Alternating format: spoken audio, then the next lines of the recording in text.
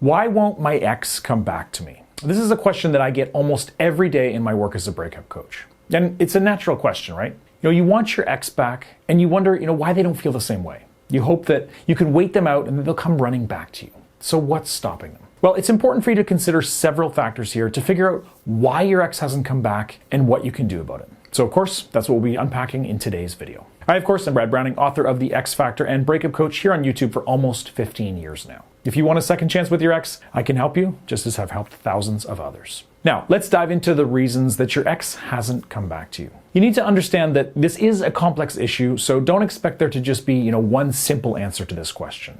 It's most likely that many of these factors are affecting your ex's judgment, and you're going to need to be aware of all of them if you really do want to reconnect. And that starts with reason number 1, you stayed friends. Now, being friends with your ex is almost always a bad idea. And I know what you're going to say. We don't want to lose that connection. It's better than nothing. We still care about each other. And it's normal to stay connected after a breakup. And on that, you are right. It is normal. And what normally happens after a breakup, especially if the relationship was a long and serious one, is the people stay friendly for a while. They keep in touch. They lean on each other to help get through this difficult time. There might even be some times, where they feel like they're backsliding. Like maybe the relationship isn't over after all. Maybe things might be starting up again. And then all of a sudden one day you wake up and realize it's finally and truly over. So what happened? Well, by staying connected after a breakup, whether or not you call it a friendship, you essentially help one another move on and get to the point where you no longer need the other person's support. You create a new dynamic, a new short-term relationship that's worse than your previous romantic relationship in really every way. And even if you do everything right here,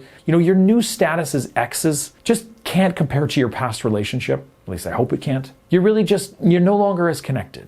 Things are muddy and confusing, and you can't really let your guard down and be comfortable around one another, the way that you could before the breakup. Things are just different. So now every time you hang out with your ex, you're making them associate you with this new lesser relationship. Now when they think about you, they think of you not as the person they were with, who they built a strong relationship with and who they thought they'd spend the rest of their life with. But now, they see you as their ex, who they have a, sort of weird in-between relationship with that makes them, often anxious and confused. And every time you hang out with them as, just friends, you're only solidifying this idea in their mind. You're helping them move on and leave you behind. And this is actually the best case scenario when it comes to communicating with your ex, post-breakup.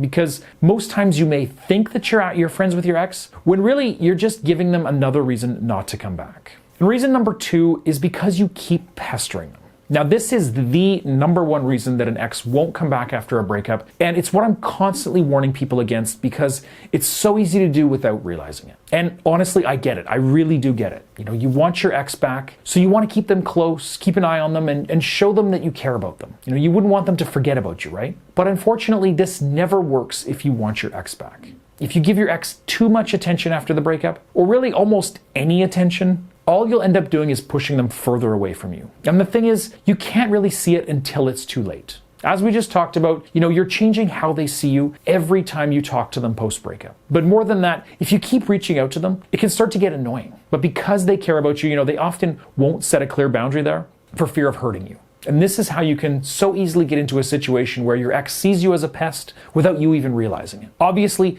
this is going to make you less attractive to them. No one wants to be with somebody who, they just see as annoying. But there is actually more to it than that. By being annoying towards your ex in this way, you're showing them that you don't have other options, which again, is not attractive. And most importantly, and this goes for being friends with your ex, as well as a few others on this list as well, you're not giving your ex a chance to miss you. I think, many people look down on dating advice that's like, wait a while to text them back or don't double text. But there's a reason this advice is so popular. And that's because it actually works. And that's because it allows the other person a chance to miss you, if only for an hour.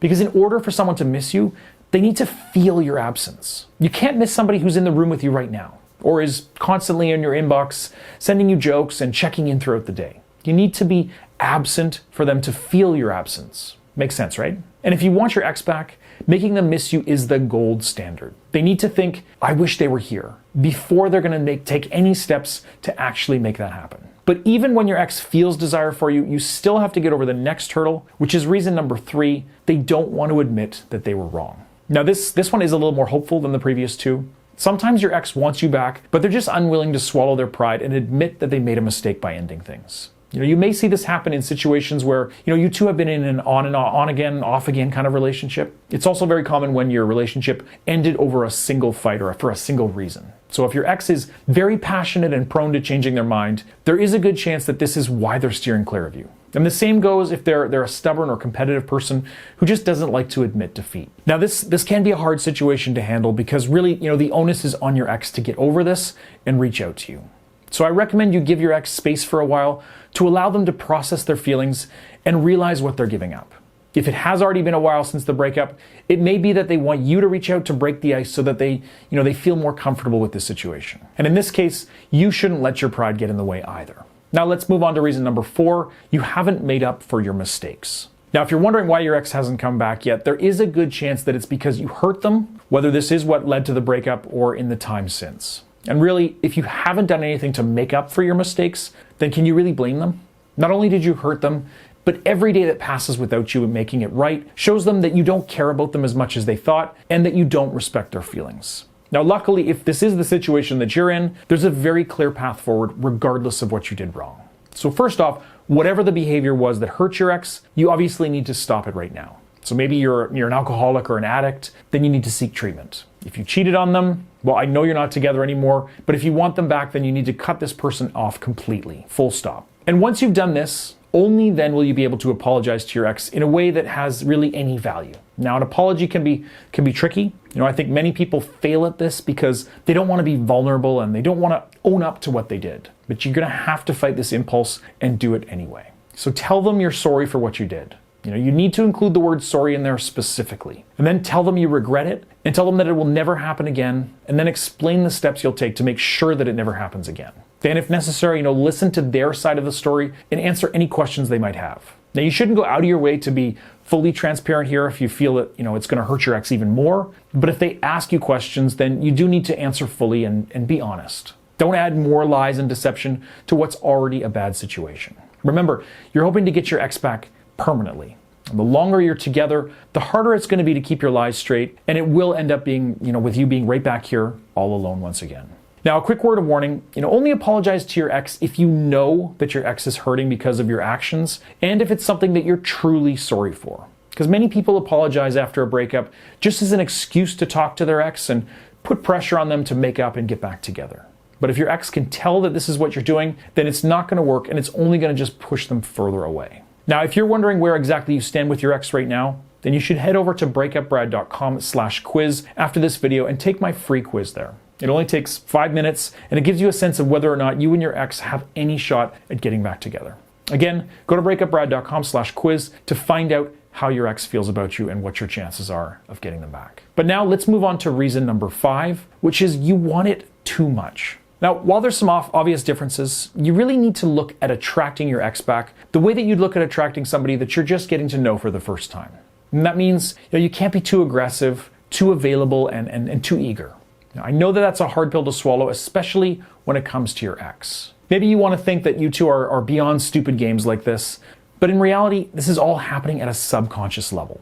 Now that your ex is single, they can't help but compare you to all the other people out there who are trying to connect with them. And don't kid yourself, there are people reaching out to your ex right now. If you're being, too available and too aggressive, then it shows them that you really don't have any other options and you're really counting on them to reciprocate your feelings. I don't think I have to tell you that's not attractive when somebody has no other options. It's just human nature.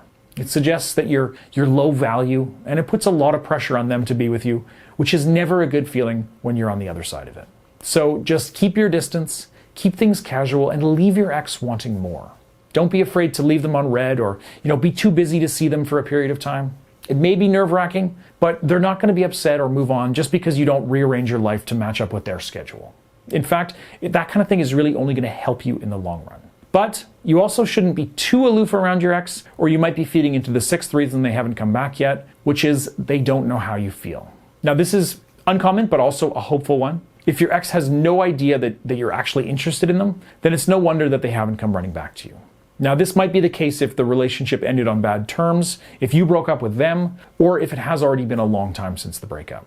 So think about the last conversation you two had. If you were in their shoes, Would you be able to tell that you were, interested, or did it just maybe feel like, any run-of-the-mill exchange? This happens occasionally to some of my clients who are, emotionally closed off or too scared of pushing their ex away to the point where they never reveal any sort of intention to reconnect. And I know that I often tell people to keep their cards close to their chest and not be too eager, but you can possibly take this too far and make your ex think that you're not interested, or worse, that you actively dislike them.